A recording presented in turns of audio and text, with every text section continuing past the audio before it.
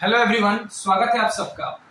तो हम लोग डिस्कस कर रहे हैं, हमने जो प्रीवियस लेक्चर पढ़ा हुआ है ऑसिलेशंस और सिंपल हार्मोनिक मोशन के बारे में, उसी को हम लोग यहाँ पे कंटिन्यू कर रहे हैं और उसी से ही रिलेटेड हर बात को हम लोग यहाँ देखेंगे। ठीक है, तो आगे की चीजों को समझने के लिए यानी सिंपल हार्मोनिक मोशन को सिंपल तरीके से समझने के लिए, ठीक है, to understand simple harmonic motion in a simple way you have to understand two terminology. Okay, you have to understand two terminology, that is first is time period and another one is frequency of the. okay, तो आपको दो terminology समझने हैं, एक है time period और दूसरा क्या है, फ्रीक्वेंसी। ओके, तो स्टार्ट देखिए, सबसे पहले जो है ये टाइम पीरियड क्या होता है।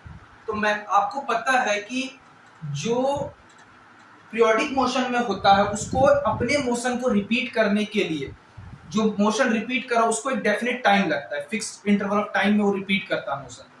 तो जैसे कि एग्जांपल के तौर पर हम लोग समझते हैं, कोई पार्टिकल अगर सर्कुलर पाथ में घूम रहा है, किस पाथ में घूम रहा है, सर्कुलर पाथ में घूम रहा है, तो वो सर्कुलर पाथ में घूम रहा है, तो मैंने आपको बताया था कि एवरी सर्कुलर मोशन में जो पार्टिकल घूम रहा है, तो सर्कुलर मोशन में जो पार्टिकल घूम रहा है वो पीरियोडिक मोशन होता है। तो पीरियोडिक मोशन में जब घूम रहा है तो उसको एक समय लग रहा है जिसमें वो डेफिनेट पाथ पे घूमते हुए अपने मोशन को बार बार क्या कर रिपीट कर रहा है।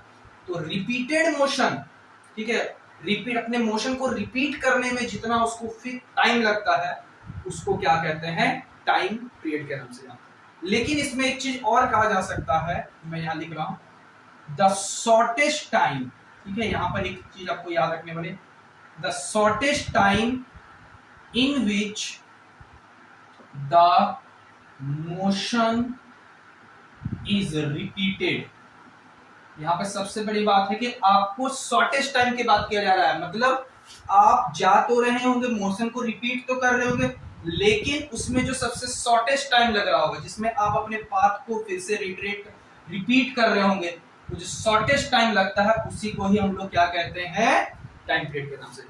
ओके, शॉर्टेस्ट टाइम पीरियड को कहते हैं। अब आपको पता है कि टाइम पीरियड के लिए जो सिंबल यूज करते हैं वो होता है टी यूज करते हैं। इसके लिए यूनिट्स जो होते हैं, इसके लिए जो यूनिट्स होते हैं वो एज एप्रोप्रिएट आपके डायमेंशन और आपके मोशन के रिगार्डिंग में यूज किया जा सकता है। जैसे कि अगर हम बात करते हैं क्वार्ट्ज क्रिस्टल या फिर जो एटॉमिक वाइब्रेशंस होते हैं, वहां पे जो टाइम पीरियड होता है वो बहुत ही ज्यादा छोटा होता है। ठीक है, तो वहां पे आप सेकेंड्स में, माइक्रो सेकेंड्स में यूज कर सकते हैं। प्लैनेट्स के मोशंस जो होते हैं वो सन के अबाउट, वहां पर आप डेज में या फिर ईयर्स में यूज कर सकते हैं, डेज में या तो ईयर्स में यूज कर सकते हैं, कि जिसमें वो फिक्स इंटरवल ऑफ टाइम में जो मोशन को रिपीट कर, शॉर्टेस्ट पाथ में रिपीट करता है। ठीक है, तो एज एप्रोप्रिएट आपका जो मोशन है जिसमें वो पीरियोडिक मोशन कर रहा है, पीरियोडिक मोशन वो रिपीट करता है, तो वो उसके एप्रोप्रिएट लिया जाता है। छोटे स्केल्स पे सेकंड्स लिए जाते हैं, बड़े स्केल्स पे डेज, ईयर लिए जा सकते हैं। ओके, डेज ईयर क्या लिए जा सकते हैं, लिए, जैसे कि अगर हम बात करते हैं जो 76 ईयर में वो कॉमेट जो होते हैं वो रिपीट होके आते हैं। ठीक है, तो ये चीज आपको पता होनी चाहिए कि टाइम पीरियड होता है। ठीक है, लेकिन जो जनरली तौर पे जो टाइम का मोस्ट कन्वेंशन होता है, जो हम लोग अपने डेली लाइफ में जो काम का चीज होता है जिसको हम लोग स्टडी में लेते हैं, जैसे कि एटॉमिक वाइब्रेशंस हो गए, ठीक है, वो माइक्रो सेकंड में होते हैं, मिली सेकंड्स में होते हैं, या फिर आप पेंडुलम के मोशन को देख रहे हैं, सेकंड्स सफिशिएंट होते हैं। ठीक है, हम लार्जर एस्ट्रोनॉमिकल चीजों पे नहीं जाना चाहते हैं। ठीक है, तो ये सब चीजें हम लोग समझ लें टाइम पीरियड क्या होता है। दूसरा एक टर्म जो है वो है आपका है फ्रीक्वेंसी। दूसरा टर्मिनोलॉजी जो है वो आपका क्या है, फ्रीक्वेंसी। तो फ्रीक्वेंसी क्या होता है, एक्चुअली कहा किया जाता है कि ऐसे समझ सकते हैं कि सपोज कीजिए कि टी जो है, कैपिटल टी जो है वो क्या है, टाइम पीरियड से डिनोट कर रहा है।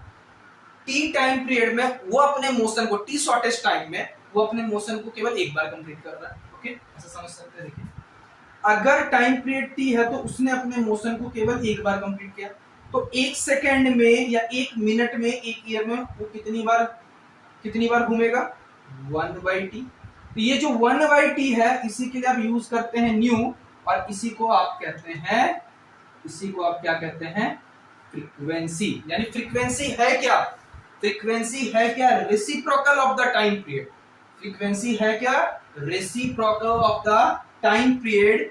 यानी हम कह सकते हैं एक सेकेंड में, 1 minute, either you say 1 second, 1 year, whatever the unit you have used, उसमें आप किस तरीके से कितनी बार ऑसिलेट करेगा, कितना पीरियोडिक मोशन, कितना फ्रैक्शन जा रहा है, कितना मोशन कंप्लीट करेगा, उसको हम लोग कहते हैं, उसे हम लोग क्या कहते हैं, फ्रीक्वेंसी, रिपीटेड, ठीक है, रिपीट, ओके। ये फ्रीक्वेंसी आपको बहुत फ्रीक्वेंसी होती है, ठीक है। जब आप डॉपलर इफेक्ट पढ़ेंगे, डॉपलर इफेक्ट ऑफ साउंड में, ट्रेन आपके सामने क्लोज आके फ्रीक्वेंसी बढ़ जाएगी, ठीक है, आपको फ्रीक्वेंसी बढ़ती हुई लगेगी, अपारेंट फ्रीक्वेंसी लगेगी, तो ये टर्म बार बार रिपीट होगा, ओके। तो फ्रीक्वेंसी क्या है, 1/t से डिनोट करते हैं आप। इसके लिए जो यहाँ से देख लेते हैं, सबसे पहले ये पोर्शन आपको दिख रहा है, हाँ ठीक है। तो इसके लिए जो ऐसा यूनिट, जैसे कि न्यू बराबर हम लिखे हैं 1/t, इसका यूनिट जो होता है 1/सेकेंड, यानी पर सेकेंड। अगर सेकेंड को यूनिट की तरह यूज कर रहे हैं तो इसके लिए हम लोग यूज करते हैं Hz, यानी हर्ट्ज का यूज करते हैं। किसका यूज करते हैं, हर्ट्ज का यूज करते हैं। तो हर्ट्ज जो है साइंटिस्ट के नेम पे इसका दिया गया है ऐसा यूनिट। तो फ्रीक्वेंसी की जगह आप सुनते होंगे 60 हर्ट्ज की फ्रीक्वेंसी है। इनफैक्ट आप जिस मोबाइल को यूज कर रहे हैं, आपके मोबाइल की जो प्रोसेसर है, ठीक है, उसकी फ्रीक्वेंसी भी कितनी है वो आप मुझे बता सकते हैं, ठीक है। आप मुझे कमेंट सेक्शन में बताइए कि आप जिस सेलफोन में देख रहे हो तो सेलफोन के जो प्रोसेसर है उसकी भी एक फ्रीक्वेंसी होती है, ठीक है, कि आपका मोबाइल स्नैपड्रैगन है कि और भी जो कंपनीज की मोबाइल है, ठीक है, उसके अकॉर्डिंग। तो यहाँ पर केवल वो टेक्नोलॉजिकल टर्म के हिसाब से बता रहा हूँ, लेकिन जो पीरियोडिक मोशन, यहाँ पे दो टर्म मैंने आपको बताया, टाइम पीरियड और दूसरा क्या है, फ्रीक्वेंसी, जिस टाइम में वो अपने रिपीट करता है, ओके। मैं एक छोटा सा एग्जांपल देता हूँ, ठीक है, तब तक आप इसका एक स्क्रीनशॉट ले सकते हैं। तो चलिए देखते हैं इस क्वेश्चन को। तो इस क्वेश्चन में क्या कह रहा है, ये मैंने अभी जो आपको बताया उसी पे बेस है। कह रहा है कि on an average a human heart is found to be beat 75 times in a minute. कोई एक ह्यूमन हार्ट है, वो ऑन एन एवरेज कितना बार बीट करता है, 75 टाइम्स हार्ट बीट करता है, कितना, 1 मिनट में। तो आपको निकालना है इसका फ्रीक्वेंसी और टाइम पीरियड, ठीक है, फ्रीक्वेंसी और क्या निकालना है, टाइम पीरियड। यानी आपको कहा क्या गया है, ध्यान समझिएगा, कि जो आपका हार्ट बीट है 1 मिनट में, 1 मिनट में कितनी बार वाइब्रेट कर रहा है आपका, 75 time. 1 minute is equal to 60 second. तो 60 सेकेंड में कितना बार वाइब्रेट कर रहा है आपका हार्ट, 75। किसके लिए वाइब्रेट कर रहा है वो पता नहीं, ठीक है। तो 1 सेकेंड में कितनी बार, 75/60। 1 सेकेंड में कितना वाइब्रेट करेगा, 75/60। इसको सॉल्व कीजिएगा तो 1.25 पर सेकेंड आएगा। पर सेकेंड को ही हम लोग कहते हैं हर्ट्ज। यानी आपका हार्ट का, आपका हमारे किसी नॉर्मल ह्यूमन हार्ट का जो फ्रीक्वेंसी ऑफ वाइब्रेशन होता है वो 1.25, यानी 1 सेकेंड में वो 1 से ज्यादा है, ठीक है, 1.25। यहाँ पे थोड़ा सा अजीब आपको लगेगा कि फ्रीक्वेंसी जो होता है डेसिमल में भी आ रहा है। Frequency is not in never in integer, ठीक है, फ्रीक्वेंसी में भी इन डेसिमल, ओके। पहला पार्ट तो आपको समझ में आ गया होगा, फ्रीक्वेंसी वाला पार्ट। दूसरा है पीरियड पूछा है, यानी टाइम पीरियड बेसिकली पूछा है।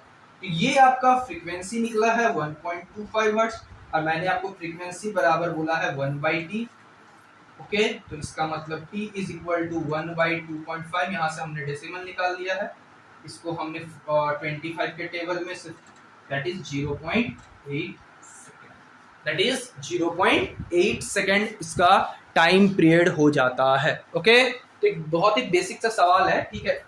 तो इसे आई थिंक आपको समझ में आ गया होगा कि फ्रीक्वेंसी और टाइम पीरियड किस तरीके से आपस में इंटर रिलेटेड है, ओके। एक छोटा सा क्वेश्चन और कर लेते हैं। सपोज कीजिए, मैंने इस क्वेश्चन में रहने दिया।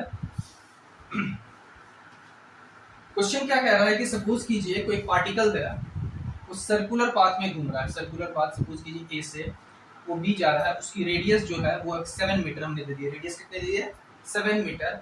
और उसको जो है, उसकी जो पार्टिकल है उसकी जो स्पीड है, उसकी स्पीड हम लोग दे देते हैं 14 मीटर पर सेकेंड।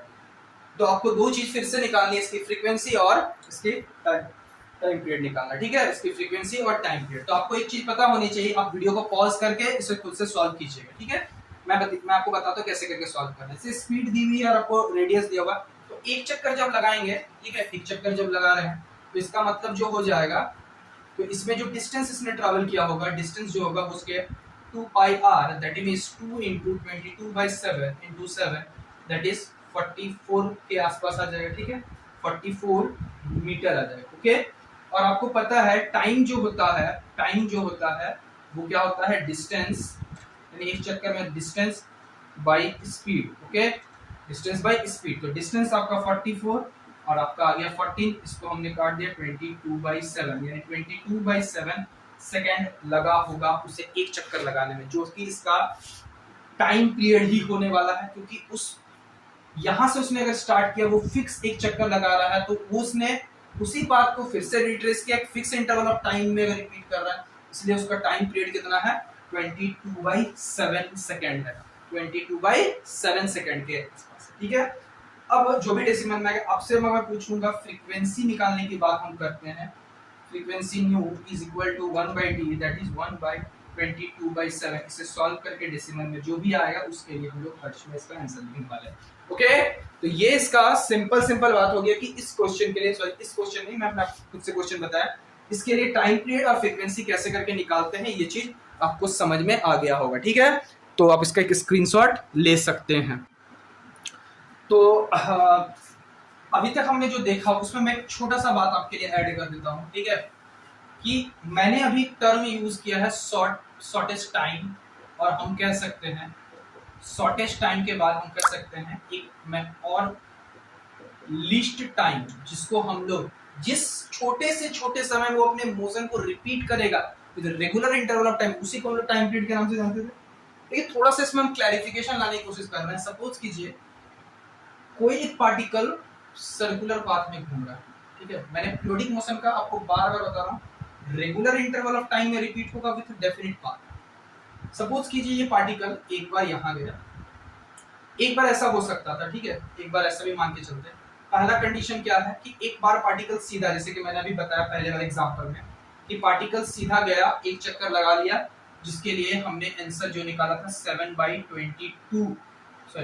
22/7 उसका टाइम पीरियड आया था एक फिक्स के साथ। ओके, उसके लिए एक टाइम पीरियड आया था पहला बार केस में। लेकिन अगली बार ऐसा भी तो मोशन कर सकता था ना पार्टिकल। ठीक है, पार्टिकल बॉडी अब जो भी बोलिए, यहाँ से वो यहाँ गया 20/7, मतलब 3 पॉइंट इतने सेकंड में। एक बार क्या यहाँ फिर कुछ यहाँ गया होगा, पहले यहाँ कुछ पॉज लिया होगा, फिर यहाँ कुछ गया होगा, फिर यहाँ गया, फिर यहाँ गया, और फिर से वो यहाँ गया। ओके, फिर से वो यहाँ गया, यानी उसने अपने मोशन को ब्रेक कर करके गया, वो मोशन को अपने ब्रेक कर करके गया, और इस बार उसको उसने अपने रेगुलर इंटरवल ऑफ टाइम, मतलब हर बार रेगुलर इंटरवल ऑफ टाइम में मान के चले, सपोज कीजिए इस बार उसको टाइम में भी हो सकता है कि मोर देन 3 पॉइंट समथिंग 3.1 से 4 सेकंड लगा उसको। ठीक है, उसने फिक्स इंटरवल को तो रिपीट किया ही किया। Okay, fix interval of motion को क्या, फिक्स पाथ को भी ओबे किया और रेगुलर टाइम के कंडीशन को भी ओबे किया, लेकिन इस बार उसने 4 सेकंड लगाया। अगली बार ऐसा भी तो हो सकता था कि उसने यहाँ ब्रेक किया होगा, यहाँ ब्रेक किया होगा कुछ देर, फिर उसके बाद यहाँ, और इस बार उसको जाने में कुछ मोर देन 4.2 सेकंड लगा होगा। ओके, 4.2 सेकंड लगा होगा। लेकिन इन सारे टाइम पीरियड में एक ही कंडीशन अप्लाई होगी कि जो टाइम पीरियड का जो टर्म था मैंने हमें लिखा है कि the shortest time in which the motion is repeated, regular interval of time का वो कंडीशंस को ओबे करता है कि वो फिक्स पाथ और fix time, shortest time, fix time के साथ साथ शॉर्टेस्ट टाइम के कंडीशन को ओबे करता है। तो उस जो टाइम पीरियड को हम लोग क्या कहते हैं, टाइम पीरियड। तो इन सब में जो आपके पास जो कंडीशंस बन गए 3.1, 4 सेकंड, 4.2 सेकंड, जो शॉर्टेस्ट टाइम था वो 3.1 सेकंड, जिसमें अपने रेगुलर पाथ को वो कंटिन्यूअसली ओबे कर रहा है। तो टाइम पीरियड आपको किसको चुनना पड़ेगा, 3.1 सेकंड को चुनना पड़ेगा। ठीक है, एक बात तो आपको ये लगाने वाली बात है। दूसरी बात जो आपका काम की बात है वो है कि जो भी टाइम पीरियड होगा, ठीक है, वो अपने मोशन को एक टाइम पीरियड टी में तो रिपीट करेगा ही करेगा, साथ साथ टी के इंटीजर मल्टीपल में भी रिपीट करेगा।